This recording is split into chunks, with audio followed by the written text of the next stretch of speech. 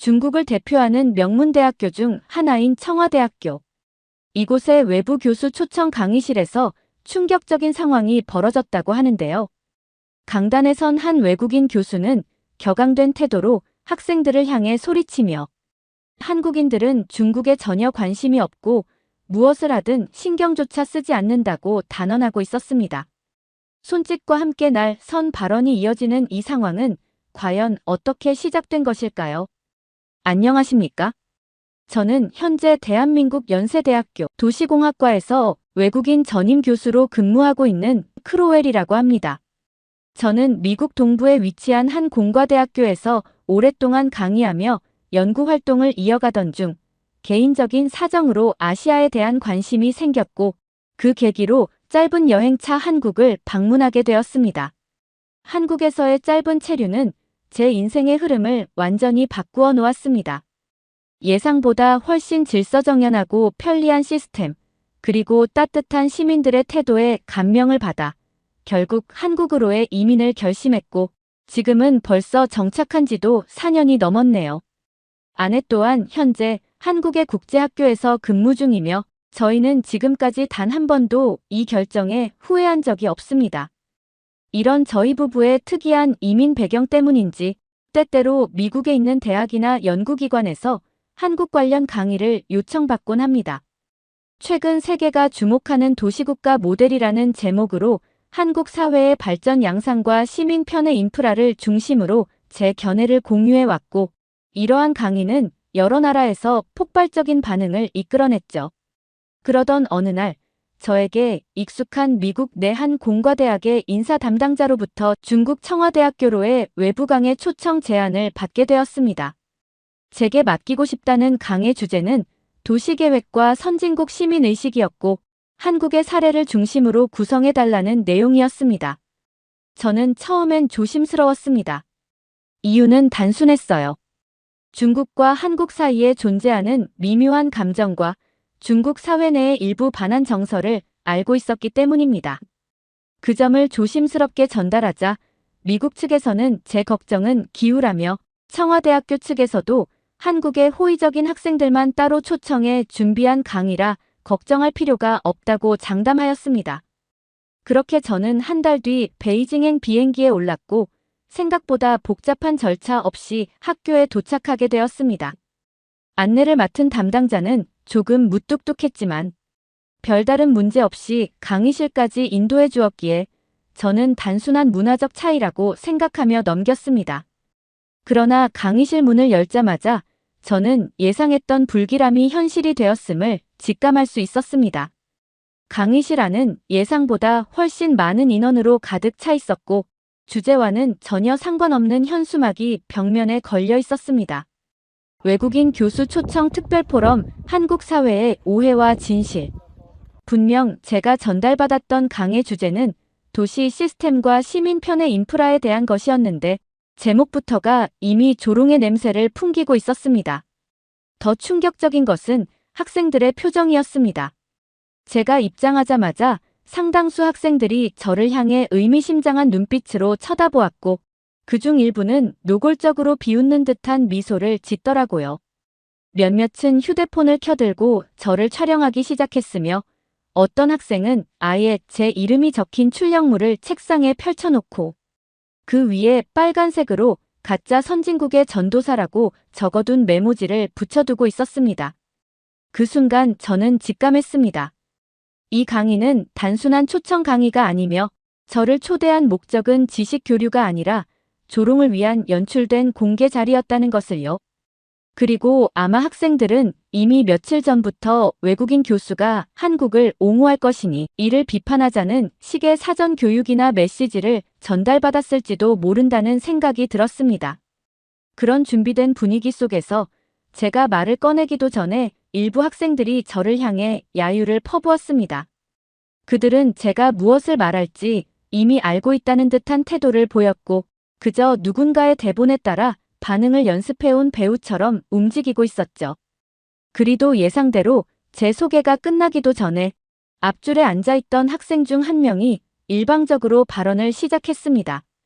그는 자신이 속한 학회가 청와대학교에서 중국의 진면모를 알리는 학생단체라고 소개하며 오늘의 강의가 단순한 초청 강의가 아니라 한국의 실체를 외국인 교수의 입을 통해 증명받기 위한 프로그램이라고 말하였습니다.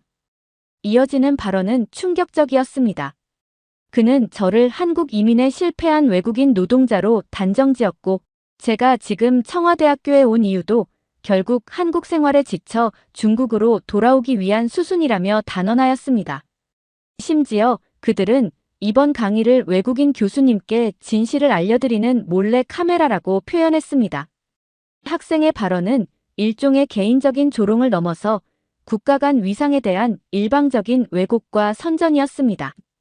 학생들은 이어서 한국은 기술적으로도 문화적으로도 모든 것을 중국에서 베껴온 복제국가에 불과하며 지금의 도시 시스템이나 생활 인프라 역시 중국의 것을 모방한 결과라고 주장했습니다. 또한 저에게 직접 한국의 현실을 언급해보라고 하며 한국의 거리에는 노숙자와 범죄자가 넘쳐나고 시민들은 자비로 CCTV를 설치할 정도로 위험한 나라 아니냐는 발언까지 이어나갔죠.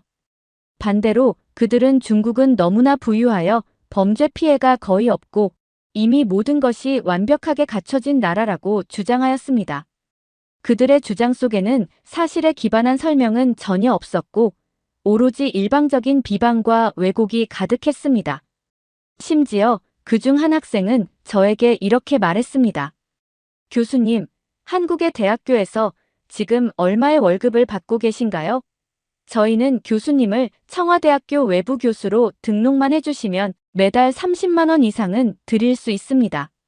물론 중국에선 적은 돈이지만 한국에선 엄청난 액수 아닙니까? 이쯤 되면 강의가 아니라 조롱이었고 저는 더 이상 침묵할 수 없다고 느꼈습니다. 초반부터 예의라곤 전혀 찾아볼 수 없는 학생들의 태도는 계속 이어갔으니까요. 그 학생의 말에 주변에서는 웃음이 터졌고 심지어 조롱조의 박수까지 이어졌습니다. 그들은 한국의 평균 소득 수준이 자신들보다 훨씬 낮다며 한국은 외국인에게조차 더 이상 매력적인 나라가 아니라는 식으로 몰아가고 있었습니다. 그리고 그들은 요즘 한국의 젊은이들조차 중국 대기업에 취업하기 위해 이력서를 넣고 있다고 주장하며 한국 사회가 점차 무너지고 있는 증거라고 단정지었죠. 그리고 그 이유는 한국 정부가 위기를 감지하고 부랴부랴 중국의 정책과 기술을 흉내내고 있기 때문이라고 덧붙였습니다. 그들은 이어서 한국의 문화 자체가 모두 중국의 표절이라고 하더군요. 한글은 중국어의 하위 파생 문자이며 한식은 중식의 지역적 변형일 뿐이라는 주장을 내세웠고 심지어 한국이 자랑하는 교통 시스템까지도 이미 중국이 수십 년 전부터 상용화한 기술을 복제한 것이라고 강조하더라고요. 그들은 이 모든 왜곡된 내용을 자신들의 분석이라는 명분 하에 내세우며 한국 사회는 스스로 열등함을 감추기 위해 중국을 향한 혐오로 대응하고 있다고 말했습니다. 그리고 그렇게 설명된 논리의 결론은 한국은 가난한 국가이며 한국인의 모든 분노는 열등감에서 비롯된 것이고 한국이 주장하는 선진국적 시스템은 모두 중국에서 훔쳐온 것이라는 것이었습니다. 그들의 억지 주장은 여기서 끝나지 않았습니다. 한국이 전 세계 외국인에게 자랑하고 있는 지하철 시스템조차 이미 중국에서는 20년 전부터 일반화된 기술이라며 한국은 단지 그것을 광고로 포장했을 뿐이라 주장하더라고요. 한국에는 에어컨도 없는 지하철이 많고 자전거 수납도 미비하며 교통 혼잡이 심각하다는 말까지 이어졌습니다. 그러니 한국을 직접 경험하지 못한 외국인들이 거기에 속아 이민을 선택했다가 현실을 깨닫고 다시 중국으로 돌아오는 것이라는 설명까지 붙였습니다. 그리고 오늘 이 자리가 바로 현실을 깨달은 외국인 교수인 제가 한국에서 실패하고 중국으로 귀환했다는 상징적 장면이라는 말을 서슴지 않았는데 정말 충격적이었습니다. 이 자리에 초청된 이유가 단지 강의를 하기 위함이 아니었다는 사실을 완전히 깨닫는 순간이었죠. 이 강의는 진실을 논하는 자리가 아니라 저라는 인물을 무대 위에 세워놓고 사전에 연출된 각본대로 웃음과 조롱을 쏟아내는 일종의 공공 퍼포먼스에 불과했던 것입니다. 더 씁쓸했던 건 제가 오랫동안 신뢰해온 미국 내 모교 역시 이 기획에 어느 정도 연루되어 있었을 가능성이 농후하다는 점이었습니다. 표면적으로는 한국에 관심 있는 중국 학생들만 선발했다는 설명이 있었지만 그건 진실을 가장한 포장일 뿐, 이 자리에 모인 학생들은 오히려 철저하게 한국을 비하하고 조롱하는 역할을 부여받은 출연자들에 가까웠습니다. 그때부터 저는 이 강의가 지식 전달이 아니라 사전 각색된 정치적 메시지를 외국인 교수의 입을 빌려 왜곡하려는 선전 도구였다는 것을 직감하게 되었습니다. 학생들의 조롱이 계속될수록 저 역시 이제부터 교수로서 지켜야 할 예의 따위는 더 이상 의미 없다고 느끼게 되었습니다. 그들 중 한 명이 거침없이 발언을 이어가던 도중 저는 자리에서 조용히 일어섰고 그들의 발표가 끝나자마자 강의실을 천천히 둘러본 뒤 말없이 제 스마트폰을 들었습니다. 사실 이 모든 상황은 이미 조용히 영상으로 기록 중이었거든요. 카메라를 눈앞에 들어 올리자 학생들의 얼굴에 당황한 기색이 떠올랐습니다. 일부는 눈빛을 피했고 몇몇은 당황한 듯 작은 소란을 보였죠. 하지만 저는 침착하게 그 자리에 서서 이제는 제가 말할 차례라고 했습니다. 이미 교묘하게 짜인 프로그램임을 알게 된 이상 저는 이 자리를 조용히 떠나기보다 이들이 가장 듣고 싶지 않았을 진실을 반드시 이야기하고 싶었거든요. 저는 한국에서의 실제 생활을 기반으로 차분하게 반박을 시작했습니다. 먼저 그들이 주장하는 모든 팩트에서 한국과 중국의 이름만 바꾸면 대부분의 문장이 진실이 된다는 점부터 지적했습니다. 한국이 중국보다 열등하다는 주장은 오히려 정반대로 한국은 중국에 대해 아무런 감정도 관심도 없으며 일부 한국인들 사이에서는 오히려 중국인을 성가신 존재 혹은 통제되지 않는 위험 요소로 여기는 인식마저 생겨났다는 현실을 이야기했어요. 중국은 지금 세계 여러 국가에서 정치적 신뢰도와 시민의식, 그리고 기술력에 대해 동시에 의심을 받고 있는 유일한 국가이며 다수의 국가에서는 자국 내 중국인을 대상으로 한 범죄 대응 지침까지 별도로 마련하고 있을 정도로 국제사회에서의 이미지가 위태로운 상태라는 점도 꼬집었습니다. 그런데도 불구하고 이들은 아직까지도 한국이 자신들을 부러워한다고 믿고 있었고 저와 같은 외국인 교수들이 한국에서 실패하고 중국으로 돌아오는 것이라 착각하고 있더라고요. 가장 아이러니한 점은 정작 한국에서는 중국에 대해 전혀 관심이 없다는 것이었습니다. 그저 뉴스 한두 줄로 접하고 지나칠 뿐 감정적으로도 정책적으로도 실질적으로도 중국은 더 이상 한국인들에게 어떤 열등감의 대상이 아니라는 사실을 이들은 받아들이지 못하고 있는 듯했어요. 그러나 이 학생들은 이 단순한 현실조차 받아들이지 못한 채 여전히 한국이 자신들보다 열등하다는 전제를 바탕으로 저를 향한 공격을 이어가고 있었던 거죠. 감정이 격해진 제가 한국은 중국인에게 아무런 관심도 없고 오히려 성가신 바퀴벌레처럼 여기고 있다는 표현을 꺼낸 순간 강의실 분위기는 순식간에 난리가 났습니다. 학생들은 일제히 자리에서 벌떡 일어나 큰 소리로 반발했고 일부는 감정을 제어하지 못한 채 비속어를 내뱉기 시작했습니다. 마치 경계심을 잃은 원숭이 무리처럼 과장된 제스처와 큰 목소리로 대응하던 그 장면은 더 이상 학문을 논하는 공간이라고는 보이지 않았죠. 학생들의 격한 반응에 놀란 듯 청와대학교 측 관계자들도 마침내 상황의 심각성을 인지해 곧바로 교직원 복장을 한 보안 요원들이 강의실 뒷문을 통해 들어왔고 누군가는 조용히 제게 강의 종료를 요청하려고 다가왔습니다. 하지만 저는 그들에게 강의실 전체 상황을 영상으로 녹화하고 있으며 지금 이 시점에서 강제적으로 강의를 중단시킬 경우 외부 언론에 이 자료가 제공될 수 있다는 점을 분명히 알렸습니다. 그 순간부터 아무도 제게 손을 대지 않더군요. 아마도 그들은 제가 실시간으로 방송 중이라고 오해했을 수도 있겠습니다. 그리고 저는 30분만 더 말할 수 있도록 해준다면 조용히 이 자리를 떠나겠다고 말했습니다. 그리고 저는 발언을 계속 이어갔어요. 저는 그들에게 묻고 싶었습니다. 이 자리에 있는 학생들이 정말 중국에서 가장 영향력 있는 대학의 인재들이 맞는지 말입니다. 하지만 지금 제 눈앞에 있는 그들의 모습은 한국이라는 나라에 대해 아무런 실체적 이해 없이 단지 자신들이 믿고 싶은 정보만을 반복적으로 되새기고 있는 모습뿐이었거든요. 그들은 제가 한국에서 겪고 있는 만족스러운 삶을 부정하고 싶었고, 한국이라는 나라가 실패했음을 저 스스로 인정하기를 원하는 듯 했죠. 하지만 현실은 그 반대였습니다. 지금 한국은 전 세계에서 가장 많은 외국인 전문 인력이 유입되는 국가 중 하나이며 기술자, 디자이너, 의사, 엔지니어가 자발적으로 한국을 선택하고 있잖아요. 물론 중국 학생들 입장에선 이해하기 어려운 일이겠지요.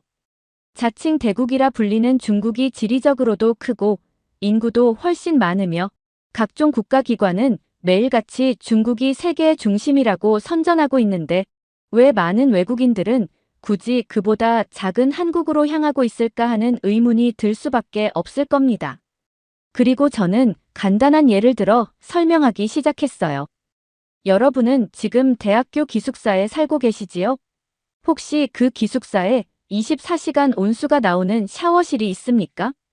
이 질문은 단지 시설의 유무를 확인하기 위한 것이 아니라 일상의 질을 비교하기 위한 것이었죠. 제가 현재 근무 중인 한국의 대학 캠퍼스는 평균 수준의 학교임에도 불구하고 학생들을 위한 체계적인 공간들이 마련되어 있습니다. 세탁실, 컴퓨터실, 도서관은 물론 24시간 온수가 공급되는 샤워실, 피트니스 센터, 때로는 볼링장까지 갖추어진 기숙사 환경은 한국 학생들에게 있어 당연한 일상입니다. 그런데 제가 청와대에 도착한 첫날, 화장실을 이용하려고 기숙사 복도를 잠깐 지나치며 느낀 점은 충격적이었습니다. 복도 곳곳에 정리되지 않은 쓰레기 더미가 있었고 공공위생이 제대로 관리되고 있다는 인상은 전혀 들지 않았거든요. 심지어 일부 학생들에겐 위생에 대한 기본적인 습관조차 부족한 것처럼 느껴졌습니다. 강의실에 들어왔을 때 코끝을 찌르던 그 냄새는 제게 단순한 불쾌감을 넘어서 현실을 직시하게 만들었습니다. 이러한 생활 수준의 차이는 곧바로 경제적 현실과 연결되었죠. 조금 전 어떤 학생이 저에게 중국에선 교수님께 월 30만 원을 드릴 수 있다며 제안했던 장면을 떠올렸습니다. 그 말은 분명 그들 입장에서 한국에선 그 돈도 큰 돈이겠지라는 전제가 깔린 발언이었습니다. 그러나 저는 현재 한국에서 그것의 10배가 넘는 강의료를 받고 있으며 그것도 한국 기준에선 특별히 높은 수준이 아닌 비교적 평균적인 대우죠. 게다가 한국에서 외국인 교수에 대한 처우는 중국과는 차원이 다릅니다. 단순히 급여 액수만의 문제가 아니라 강의 환경, 연구 지원, 생활의 질 등 모든 면에서 체감 차이는 극명하게 다르니까요. 그렇다면 왜 이처럼 기본적인 정보조차 그들은 모르고 있는 걸까요? 결국 이 모든 왜곡은 그들이 자발적으로 진실을 외면했거나 중국 정부의 철저한 정보 통제와 편향된 교육에 노출되어 있기 때문이라고 생각했어요. 어쩌면 그들 스스로 한국은 반드시 가난해야 한다는 믿음을 세뇌처럼 되뇌고 있었던 것일지도 모르겠습니다. 그 믿음이 무너지는 순간 자신들이 가진 세계관 자체가 흔들릴 수 있기 때문에 진실을 외면한 채 억지 주장으로 자신을 방어하고 있었던 것이지요. 저는 이러한 중국의 상황이 안타깝게 느껴졌습니다. 제가 한국에서 받는 강의료는 한국 사회 내에서는 특별한 액수가 아닙니다. 심지어 30만 원이라는 금액은 한국의 대학가 주변 자취생 월세 수준에도 못 미치는 금액일지도 모르죠. 결국 이러한 현실적 격차는 도시 인프라, 교육 환경, 시민의 삶의 질 전반에 걸쳐 어마어마한 차이로 이어지게 됩니다. 그럼에도 그들은 아직까지도 중국이 더 앞서 있다고 믿고 있었습니다. 중국이 지금 얼마나 체감적 빈곤과 시스템적 낙후에 시달리고 있는지를 이 자리에 있는 누구보다 제가 더 뼈저리게 느끼게 되었습니다. 반면 제가 살고 있는 한국은 이미 여러 면에서 중국보다 훨씬 안정되고 성숙한 국가임을 알게 되었죠. 하지만 제가 아무리 이렇게 말해도 그들은 제 말을 쉽게 믿으려 하지 않을 것입니다. 저 외국인 교수는 조작된 영상이나 보여주는 선동자라고 치부해버릴 가능성이 크겠지요.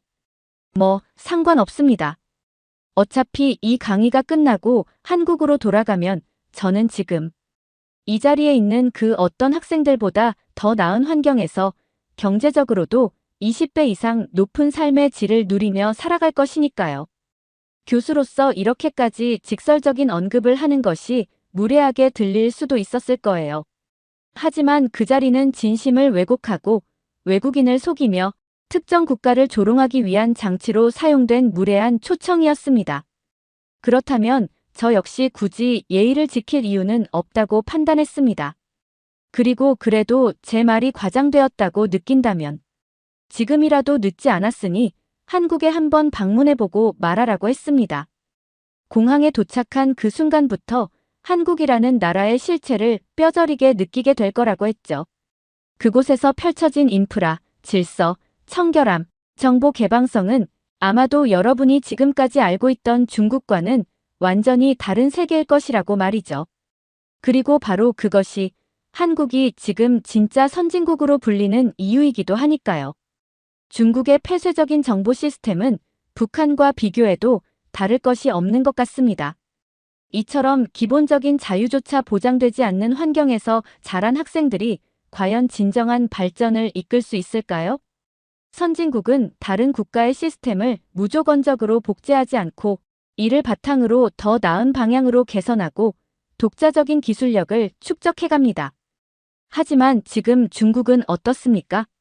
이 자리에 앉아있는 젊은 학생들부터가 이미 자신들의 국가가 전 세계를 앞서 나가고 있다고 착각하고 있는 상황입니다.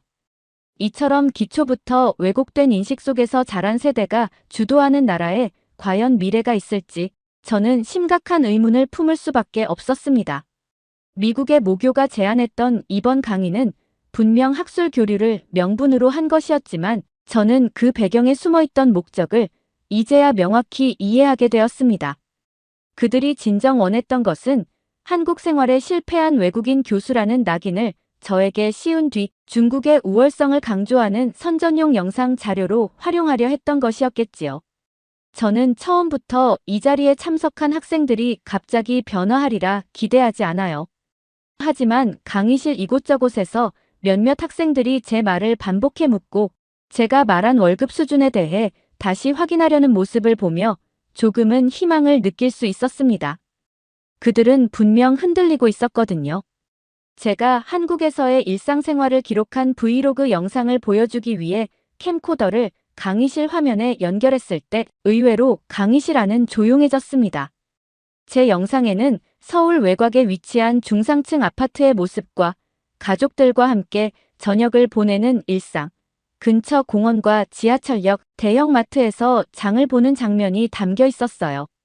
특별할 것 없는 평범한 일상들이었지만 학생들의 반응은 놀라울 정도로 격했습니다. 제 아파트 내부가 나오자마자 일부 학생들은 영상 정지를 외쳤고 화면을 멈추라며 소리를 높였습니다. 이내 여러 명이 서로를 바라보며 웅성대기 시작했고 그중 누군가는 이건 조작이다라고 외쳤습니다. 또 어떤 학생은 이 영상이 전부 합성된 가짜이며 외국인들을 속이기 위한 한국의 선전이라고 말하며 흥분을 감추지 못했습니다. 그런 반응을 보며 저는 마음 한켠이 무거워졌습니다. 진실을 보여주었음에도 불구하고 그것을 사실로 받아들이지 못하는 모습에서 이들이 그동안 얼마나 제한된 정보 속에서 살아왔는지를 절실히 느낄 수 있었습니다. 그러던 찰나 한 중국인 학생이 제 쪽으로 다가와 강단으로 올라오더니 또 다른 주장을 펼쳤습니다. 이미 강의실 분위기는 과열되어 있었기에 저는 그에게 발언 기회를 허락했고 그 학생은 당당하게 말했습니다. 그는 교수님은 아직 한국이 중국의 속국이라는 기본 전제를 모르고 계신 것 같습니다. 라고 말하며 저의 모든 주장을 일거에 뒤엎을 수 있다는 듯한 태도를 보였습니다. 그의 설명은 황당했습니다. 한국의 월급 수준이 중국보다 높다는 사실도 한국이 상대적으로 더 안정된 생활 시스템을 갖추고 있다는 점도 인정했지만 그 이유가 한국이 중국의 속국이기 때문이라는 것이었습니다. 즉, 한국에서 일하는 사람들이 높은 소득을 올리는 것은 결국 중국을 위해 노동하는 것이며 그들이 내는 세금 역시 중국으로 송금된다는 주장이었습니다. 그는 심지어 중국인들이 평균적으로 낮은 월급을 받는 이유는 굳이 돈을 벌지 않아도 한국인들이 대신 벌어 보내주기 때문이라며 궤변을 이어갔습니다. 말도 안 되는 이론이었지만 더 놀라운 사실은 그 자리에 있던 다수의 학생들이 이 주장에 고개를 끄덕이고 있다는 것이었습니다. 바로 직전까지만 해도 당황한 기색을 감추지 못하던 그들이 어느새 익숙한 조롱과 비웃음으로 태도를 바꾸고 있더라고요. 이 모습을 본 저는 다시금 입을 열 수밖에 없었습니다. 물론 모든 학생들이 그런 것은 아니었습니다. 강의실 안쪽에 앉아있던 몇몇 학생들은 눈에 띄게 혼란스러운 표정을 지으며 오히려 제 말에 귀를 기울이려는 모습을 보이기도 했으니까요. 그래서 저는 한국의 병원 시스템을 예로 들며 다시 설명을 시작했습니다. 여러분, 혹시 중국에서는 저녁 7시 이후에도 자유롭게 응급실을 이용할 수 있습니까? 이 단순한 질문 하나에 강의실 안은 조용해졌고 학생들은 서로의 얼굴을 바라보며 대답을 망설였습니다. 그리고 이내 몇몇 학생들은 이렇게 말했습니다. 전 세계 어느 나라든 밤이 되면 병원은 문을 닫지 않나요? 한국도 마찬가지 아닐까요? 저는 조용히 고개를 저었습니다. 지금 한국에서는 시간에 관계없이 병원을 이용할 수 있으며 야간 응급 의료 시스템은 물론 휴대폰 앱을 통해 의사와 영상 통화로 진료를 받고 약을 택배로 받을 수 있는 시스템이 이미 정착되어 있다고 말했습니다. 그 말에 몇몇 학생들은 정말 믿을 수 없다는 듯한 표정을 지었고 어떤 이들은 헛웃음을 터뜨리기도 하더군요. 하지만 그것은 부정이 아니라 충격에 가까운 반응처럼 느껴졌습니다. 이것이 바로 정보 격차의 실체입니다. 자신이 알고 있는 세상이 전부라고 믿고 살아가던 이들이 전혀 다른 차원의 현실을 마주하게 되었을 때 느끼는 당혹감이었죠. 그리고 저는 지금 한국에서의 삶은 단순한 경제 수준의 문제가 아니라고 말했습니다. 의료, 교통, 복지, 치안, 교육 등 모든 부분에서 시민의 편의를 중심으로 구성된 선진 시스템은 외국인인 저조차도 감탄할 정도라고 했죠. 하지만 그 모든 것이 지금 이 자리에 있는 중국인 학생들에게는 전혀 상상조차 되지 않는 이야기인 것입니다. 저는 그들에게 지금 여러분이 겪고 있는 충격은 오래전 서구 제국의 탐험가들이 아프리카 대륙을 처음 마주했을 때와 비슷한 경험일지도 모른다고요. 지금 한국인들에게는 이 모든 삶의 방식이 너무나도 익숙합니다. 편리한 교통, 언제든 이용 가능한 의료 시스템, 투명한 행정과 시민의식. 이러한 시스템은 더 이상 특별하지도 자랑할 만한 무언가로도 여겨지지 않고 있다고 말했죠. 그저 당연한 일상이 되어버렸기 때문입니다. 그래서일까요? 한국인들은 다른 나라를 보며 우리가 더 낫다는 식의 호들갑을 떨지도 않습니다. 누군가 한국을 향해 중국의 속국이다, 가난한 복제 국가다라며 비난해도 한국 사회는 거기에 반응조차 하지 않습니다. 왜냐하면 이미 비교할 필요가 없다는 것을 알고 있기 때문입니다. 오히려 많은 한국인들은 자신들이 누리는 이 삶이 얼마나 대단한 것인지조차 실감하지 못하며 살아가고 있습니다. 그만큼 일상의 수준이 높아졌고 그만큼 성숙한 시스템 위에 올라와 있다는 방증이기도 하니까요. 그 말을 마지막으로 더 이상 이 공간에 머무르고 싶지 않다는 생각이 들었습니다. 그리고 동시에 오늘 이 자리가 이렇게 기획된 배경을 되돌아보게 되었습니다. 단순히 한 외국인 교수를 조롱하기 위해 대학기관이 동원되었고 학생들에게 편향된 정보를 반복적으로 주입하며 누군가의 명예를 깎아내리려 했다는 사실은 이 나라가 처한 현실을 그대로 보여주는 단면이라 생각합니다. 하지만 저는 한국에서 살아가는 사람으로서 그리고 외국인 교수로서 이 자리에서 침묵할 수 없었습니다. 그들은 한국이라는 나라를 깎아내리기 위해 거짓을 퍼뜨렸지만 저는 단지 진실을 말했을 뿐입니다. 그리고 그 진실은 아무리 덮으려 해도 결국 드러나게 되어 있습니다. 오늘 제 말에 귀 기울이지 않은 이 학생들도 언젠가 한국을 직접 경험하게 될 날이 온다면 스스로 알게 될 것입니다. 지금은 받아들이기 힘들겠지만, 그리고 그렇게 살아가기를 선택한다면 평생 진짜 세상을 보지 못한 채 살아가 보면 알게 되겠죠. 그것이 바로 지금 중국이 처한 현실이며 스스로 자초한 미래라는 것을요. 저는 그렇게 씁쓸하게 다시 한국으로 돌아왔답니다. 오늘의 사연, 어떻게 들으셨나요? 한 사람을 조롱하기 위해 준비된 무대 위에서 오히려 모든 거짓이 무너져 내리는 순간이 있었습니다. 진실은 때로 불편하고 외롭지만 그 어떤 왜곡도 결국엔 그 진실 앞에 무릎 꿇게 되는 것 같네요.